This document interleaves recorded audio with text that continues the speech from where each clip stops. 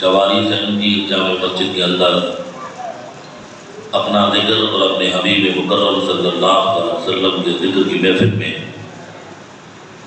اپنے گھر میں جمع ہونے کی توفیق علی عطا فرمائی۔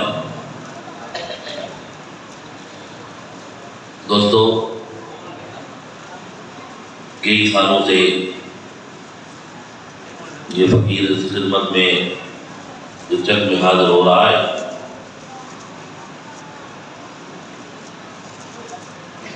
یہ پہلی مرتبہ نہیں بلکہ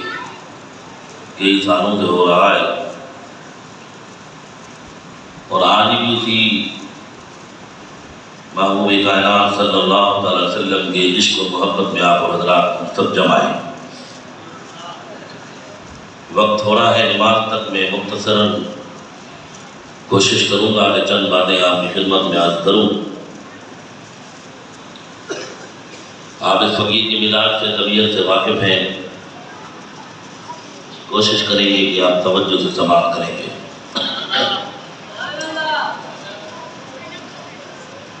میرے دوستوں، میرے عزیزوں، پرفتن دور ہے، دجالی دور ہے، فرقہ واریت کا زمانہ ہے، فتویٰ بازی عروج پر ہے،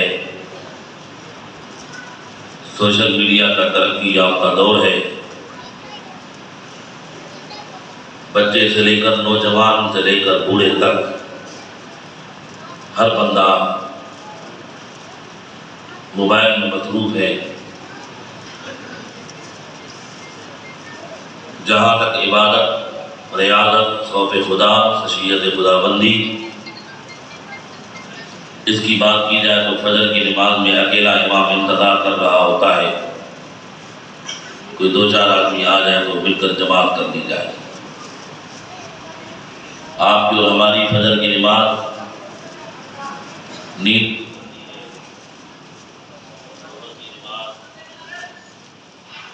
بعد میں گزرتی ہے، عصر کی نماز گھر آتے ہوئے راستے میں گزر جاتی ہے، مغرب کی نماز آپ کے گھر میں آپ کو فریش ہونے میں گزر جاتی ہے، کھانا کھا کر آپ کہتے ہیں کہ میں تھوڑی دیر لیٹ کر عشاء کی نماز پڑھتا ہوں، شیطان حملہ کرتا ہے، نیند کا غلبہ ہو جاتا ہے، عشاء کی نماز بھی چلی جاتی ہے۔ لیکن آج تک کبھی بھی کسی کو اتنے بڑے فرض کے قضا ہونے پر یا چھوڑنے پر دکھ اور تکلیف نہیں پہنچی جتنا مال، دنیا، دولت، اس کے نقصان سے آپ اور مجھے تکلیف ہوتی ہے۔ آج آپ کا میرا کاروبار ڈوب جائے تکلیف ہو جاتی ہے، زمین میں فصل نہ ہوگے تکلیف تو درکنار، بندہ آدھا پاگل ہو جاتا ہے۔ اپنی آنکھوں سے میں نے دیکھا ہے، دنیاوی نقصان کی وجہ سے، مال کے نقصان کی وجہ سے انسان اپنی زندگی سے ہاتھ دھو بیٹھتا ہے، لیکن نبی آخر الزمان صلی اللہ علیہ وسلم نے فرمایا اول ما یحاسب بہ العبد الصلاۃ، قیامت کا دن سب سے پہلے جس چیز کے بارے میں سوال کیا جائے گا وہ نماز ہے۔ نماز کسی پر بھی معاف نہیں ہے، نماز بچے پر بھی معاف نہیں، نماز جوان پر بھی معاف نہیں، نماز بوڑھے پر بھی معاف نہیں، نماز مرد پر بھی معاف نہیں، نماز عورت پر بھی معاف نہیں، نماز مریض پر بھی معاف نہیں، نماز مسافر پر بھی معاف نہیں ہے، یہاں تک کہ اللہ کریم نے روزے معاف فرمائے ہیں مریض پر اور مسافر پر، لیکن نماز مسافر پر بھی معاف نہیں ہے، مریض پر بھی معاف نہیں۔ وَمَنْ كَانَ مِنكُم مَّرِيضًا أَوْ عَلَىٰ سَفَرٍ فَعِدَّةٌ مِّنْ أَيَّامٍ أُخَرَ، اگر آپ مریض ہیں، بیمار ہیں، تکلیف میں ہیں، روزہ رکھنے سے آپ کو نقصان ہوگا، آپ کی جان جانے کا خطرہ ہے، تو آپ چند دن مہلت چھوڑ کر دوسرے دن بھی اس کی قضا کر سکتے ہیں۔ سفر میں ہیں، آپ نہ رکھیں، پھر اس کی قضا کر کے دوسرے دنوں میں رکھیں۔ لیکن نماز ایسا خدا کا فرض ہے جو کھڑے ہو کر بھی معاف نہیں ہے، بیٹھے ہوئے بھی معاف نہیں ہے، لیٹے ہوئے بھی معاف نہیں ہے، آخری حد تک فقہاء نے لکھا ہے اشاروں کے ساتھ بھی نماز پڑھنی ہے۔ اور سب سے بڑی بات آپ کی خدمت میں عرض کروں، نماز آج کل کے اس پیر صاحب پر بھی معاف نہیں ہے جو خود اپنے آپ کو جنتی سمجھ کر اپنے مریدوں کو جنت کی ٹکٹ دے رہا ہوتا ہے۔ مرید بنا کر آپ کو نماز کی کوئی ضرورت نہیں ہے، آپ روزے نہ رکھیں، داڑھی کاٹ دیں، امامہ شریف نہ مانیں، سنتوں کو حقارت کی نظر سے دیکھیں، قرآن مجید نہ پڑھیں، بس پیر سے اتنا تعلق رکھیں کہ آنا جانا ہو، نذرانہ شکرانہ چلتا رہے، تم دیتے رہو، پیر تمہارا تمہیں تعویذ دیتا رہے، پیر کا بھی کام چلتا رہے، مرید کا بھی کام چلتا رہے۔ حضور سیدنا داتا گنج بشری حجویری نے کشف المحجوب کے اندر آج نہیں، 100 سال پہلے نہیں، 200 سال پہلے نہیں، 500 سال پہلے نہیں، سیدی داتا گنج بشری حجویری کو آج دنیا سے تشریف لے کے کم سے کم بھی 1000 سال ہونے والا ہے۔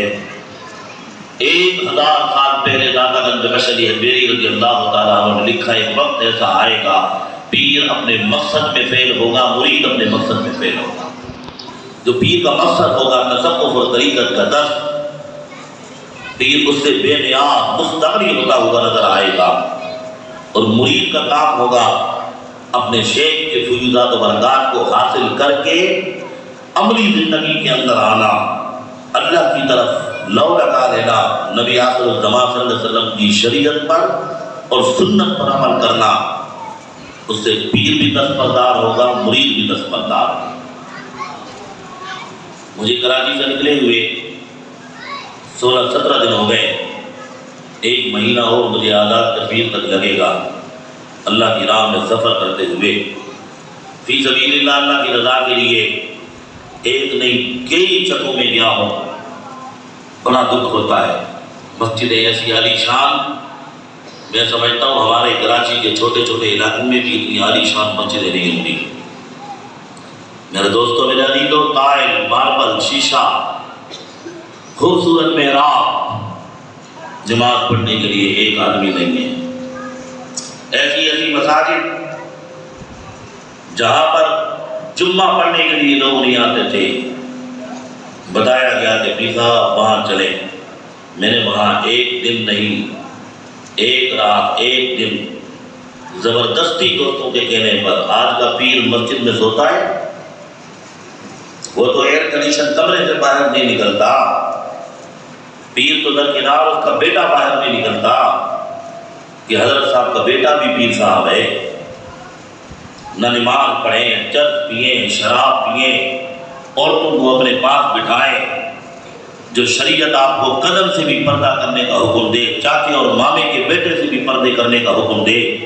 آپ کی اور میری بیٹی کو خالہ اور پھوپھی سے بھی پردہ کرنے کا حکم دے، اس شریعت کو پیر اپنے پاؤں کے نیچے روٹ ڈالتا ہے۔ کون سی شریعت میں لکھا ہے کہ عورتیں پیر کے پاس جا کر اس کی ٹانگیں دبائیں، اس کے پاؤں دبائیں، اس سے جا کر تعویذ لیں؟ یہ ساری جہالت کا آغاز کہاں سے ہوا؟ یہ ساری پریشانیاں تکلیفیں کہاں سے آئیں؟ اور یہ ختم کیسے ہوں گی کہ اس پرفتن دجالی دور کے اندر ہر بندے کی زبان پر ایک ہی لفظ ہے، حالات ٹھیک نہیں، حالات ٹھیک نہیں، حالات ٹھیک نہیں، حالات ٹھیک نہیں۔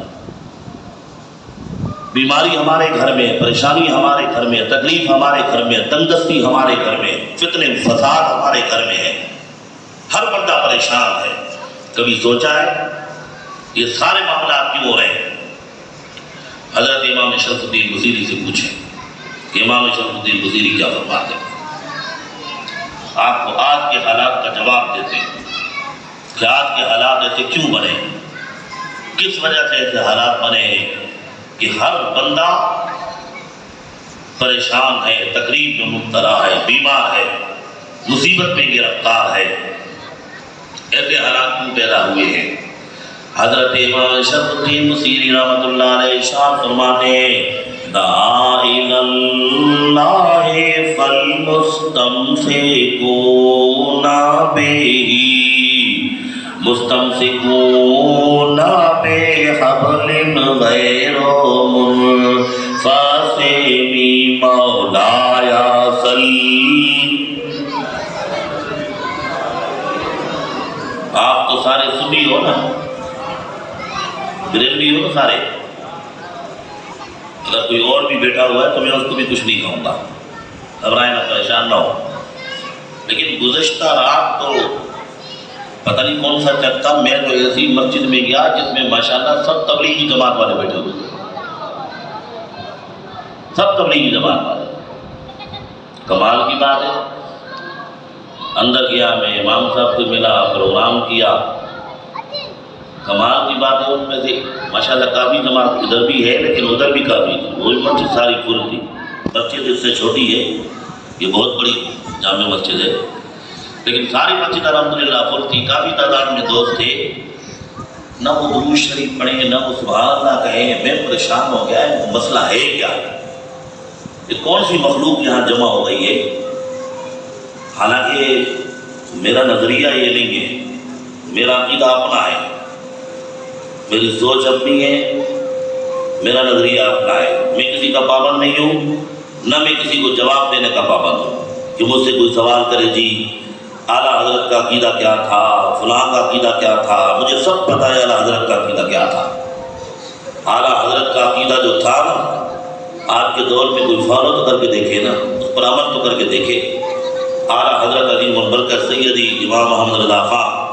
رضی اللہ تعالیٰ عنہ کا نام لینا آسان ہے، اس کے عقیدے پر عمل کرنا مشکل ہے۔ نام تو سب لیتے، میں بھی کہتا ہوں میں رضوی ہوں، اعلیٰ حضرت کا ماننے والا، لیکن مزہ تب ہے کہ لوگوں کو اعلیٰ حضرت کے مسلک سے خارج نہ کرو، اعلیٰ حضرت کے مسلک میں داخل کرو۔ میرے دوستوں، میرے عزیزوں، وہاں پر ایک بندہ بھی سبحان اللہ درود و سلام پڑھنے والا، میں پریشان ہو گیا، بالآخر بڑی مشکل سے 1.5 گھنٹہ بغیر سبحان اللہ کے، بغیر درود و سلام کی گفتگو کی، اور میلاد مصطفیٰ صلی اللہ علیہ وسلم ان کو سمجھایا، تو میلاد مصطفیٰ صلی اللہ علیہ وسلم ان کو سمجھایا۔ تو اب آپ کی خدمت میں عرض کر رہا ہوں، آپ میں سے تو کوئی ایسا نہیں ہے نا، اگر ہے تو پھر وہ خاموش رہے، کوئی مسئلہ نہیں ہے، کیونکہ میں خطیب تو ہوں نہیں،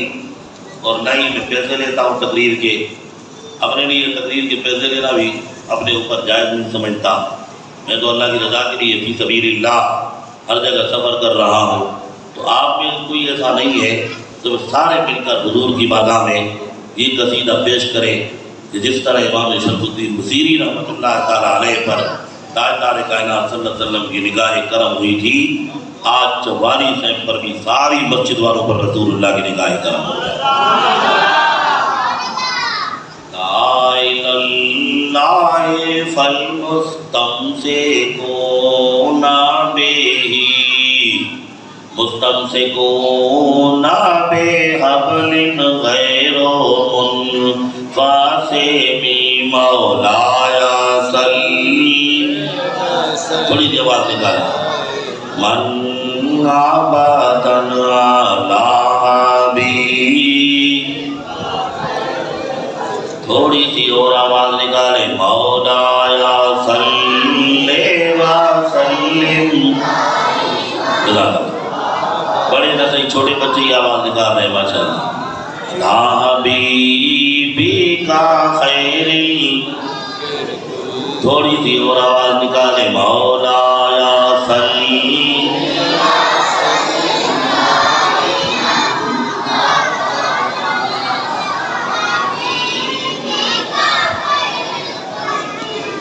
امام شرف الدین بصیری رحمۃ اللہ تعالیٰ علیہ ارشاد فرماتے ہیں، میاں تمہارے حالات خراب اس لیے ہیں، تم پریشان اس لیے ہو، تم مصیبت میں گرفتار اس لیے ہو، تم بیمار اس لیے ہو، تم تنگ دست اس لیے ہو، تمہیں پریشانیوں نے دنیاوی معاملات نے ہر جگہ سے اس لیے گھیرا ہوا ہے کہ تعالی اللہ فالمستمسکون بہ،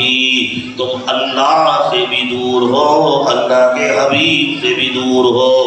ان پریشان کن حالات کے اندر، بیماری کے اندر، تکلیف کے اندر، مصیبت کے وقت کے اندر کیا کرو؟ دعا اللہ، اللہ کو پکارو، فالمستمسکون بہ، اور اللہ کے رسول کی رسی کو مضبوطی سے تھام لو، مستمسکون بحبل غیر منفصم، اور یہ رسی اتنی مضبوطی سے پکڑ لو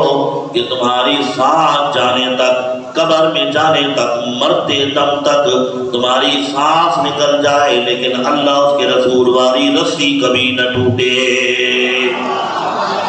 جب آپ اللہ کے راستے پر چلو گے، رسول اللہ صلی اللہ علیہ وسلم کی شریعت پر عمل کرو گے، حضور کی سنت پر عمل کرو گے، آپ کو کوئی مصیبت نہیں آئے گی، کوئی پریشانی نہیں آئے گی، کوئی تکلیف نہیں آئے گی۔ آج کا مسلمان مسجد میں نماز پڑھنے کے لیے نہیں آتا، اس کی بیوی نماز نہیں پڑھتی، اس کی ماں بہن بیٹی نماز نہیں پڑھتی، اس کی بہو نماز نہیں پڑھتی، حالانکہ ہم دعویٰ کرتے ہیں میلاد مصطفیٰ صلی اللہ تعالیٰ علیہ وسلم مناتے ہیں، میلاد میں عشق اور محبت کا اظہار کرتے ہیں، لیکن میلاد مصطفیٰ صلی اللہ تعالیٰ علیہ وسلم میں عشق اور محبت کے اظہار کا اندازہ تب ہوگا کہ جس مدینے والے آقا کا میلاد منا رہے ہو اسی کے عشق اور محبت میں ڈوب کر نماز بھی پڑھو، اسی عشق اور محبت میں داڑھی بھی رکھو، اسی عشق اور محبت میں امامہ شریف بھی باندھو، اسی عشق اور محبت میں نماز پڑھنے سے قبل جب وضو کرو تو مسواک لگا کر نماز پڑھا کرو، اس لیے کہ نبی آخر الزمان صلی اللہ علیہ وسلم نے ارشاد فرمایا من تمسک بسنتی عند فساد امتی فلہ اجر مئۃ شہید۔ نبی کریم صلی اللہ علیہ وسلم نے ارشاد فرمایا جب میری امت کے اندر فساد کا وقت آ جائے، جب میری امت کے اندر دین سے دوری ہو جائے، اسلام سے دوری ہو جائے، مساجد ویران ہو جائے، کوئی بندہ نماز پڑھتے ہوئے نظر نہ آئے، کوئی بندہ قرآن پڑھتے ہوئے نظر نہیں آئے، اس فساد کے دور کے اندر جو میرا غلام ایک سنت کو زندہ کرے گا، قیامت کے دن میں محمد عربی صلی اللہ علیہ وسلم کو 100 شہید کا ثواب دلاؤں گا۔